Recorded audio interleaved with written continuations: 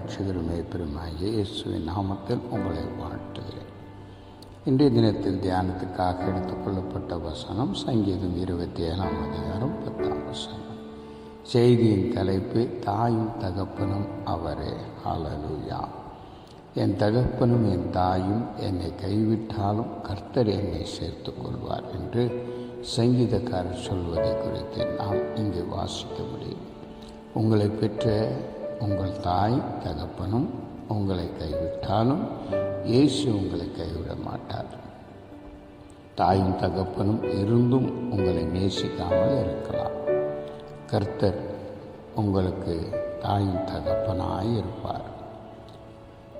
ஒருவனை அவன் தாய் தேற்றுவது போல தேற்றுவேன் என்று சொல்லி ஏசாயா 66 அதிகாரம் 13 வசனத்தில் கர்த்தர் சொல்வதை நாம் வாசிக்க முடியும்.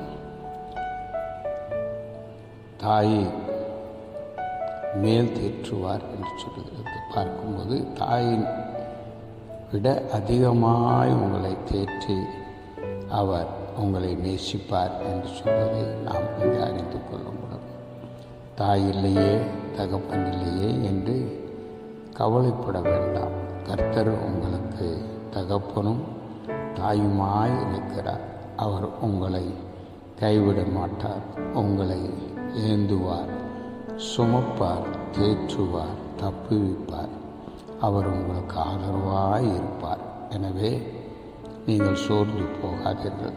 திக்கற்ற பிள்ளைகளுக்கு தேவன் தகப்பனும் தாயுமாய் இருக்கிறார். யார் உங்களை கைவிட்டாலும் யார் உங்களை புறக்கணித்தாலும் கர்த்தர் உங்களை கைவிட மாட்டார்.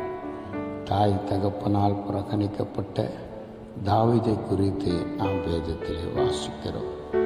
தேவன் தாவீதை கைவிடவில்லை. தாய் தகப்பனால் சகோதரனால் மறக்கப்பட்ட யோசேப்பை தேவன் மறக்கவில்லை, கைவிடவில்லை.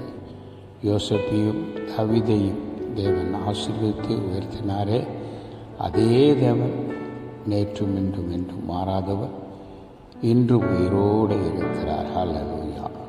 நீ எப்பேற்பட்ட சூழ்நிலை அல்லது எப்பேற்பட்ட பாதையில் சென்று கொண்டிருந்தாலும் கர்த்தர் உன்னை சேர்த்து கொள்வார்.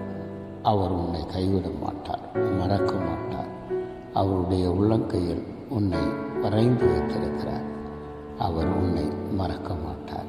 யார் உன்னை கைவிட்டாலும் இயேசு உன்னை கைவிட மாட்டார். அவரே உனக்கு சொந்தம். தாயும் அவரே, தந்தையும் அவரே. உலகமோ உங்களை கைவிட்டாலும் இயேசு கைவிட மாட்டார். தாய் தந்தை ஒதுக்கி வைத்தாலும் கர்த்தர் உங்களுக்கு கூட இருப்பார்.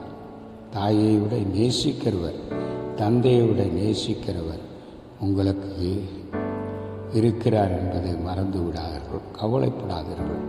கர்த்தர் உங்களோடு கூட இருக்கிறார். தேவன் தாமே உங்களை ஆசீர்வதிப்பாராக. ஆமென்.